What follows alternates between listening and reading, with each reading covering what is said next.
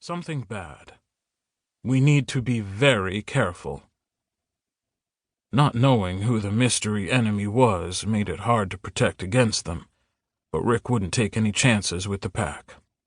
As Alpha, that was his job, though Bennett worried sometimes that his friend was taking on too much.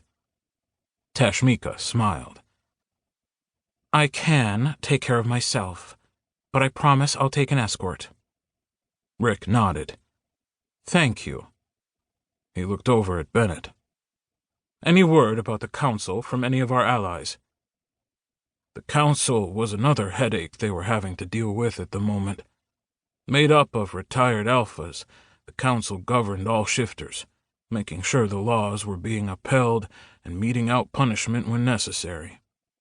Rick had reported a violation of shifter law to the council weeks ago, when they'd found out an alpha had spied on a Kincaid Pack member while he was visiting the other pack. They'd suspected Alpha McAllister had broken the law that protected pack emissaries, but hadn't had proof until McAllister's son, Kieran, had revealed he'd witnessed it. Reporting the violation should have spurred the council into action, but they'd been dragging their feet for some reason, and Bennett had no idea why. Mikael Gregson, Rick's one true ally on the council, had suddenly turned up dead after warning Rick not to trust the others on the council.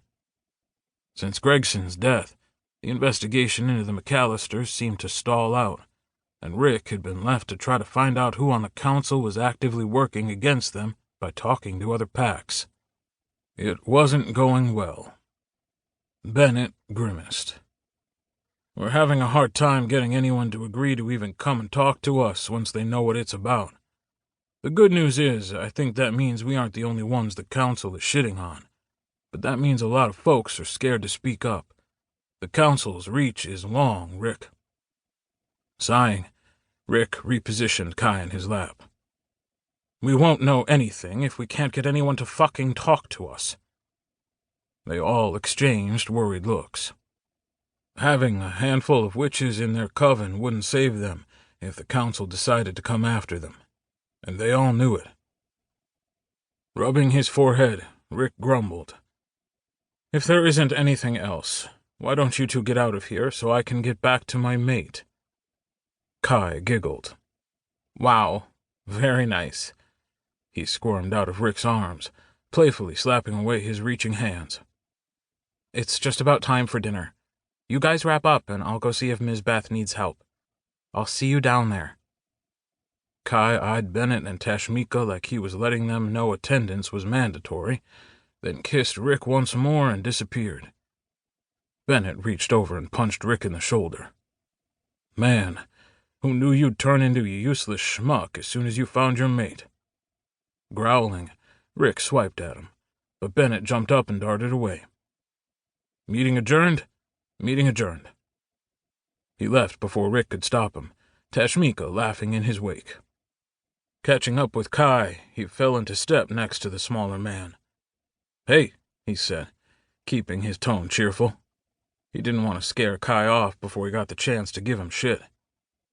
Hey, Kai eyed him, a flush creeping into his cheeks. Missed you this morning. The flush turned a dark red, and Kai stuttered, halting in the middle of the hallway. You see, I accidentally overslept. Yes, I overslept, and that's why. You missed our training session for the third time in a row?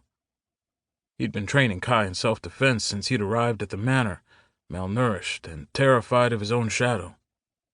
Kai flinched, then straightened his shoulders. No. Okay. I stayed in bed with my new mate. Is that so awful? Suppressing a grin, Bennett put a gentle hand on Kai's shoulder and got them moving again.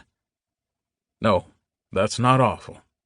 And if you don't want to continue training, I'd understand. No, I do, Kai quickly said, shaking his head. They slowed once more as they neared the kitchen. Bennett let his hand fall to his side, a terrible thought sprouting in his head. He buried it and forced a teasing smile. Am I too tough on you? Maybe I could get Marcus, or... Shut up, B. Kai grinned and swatted.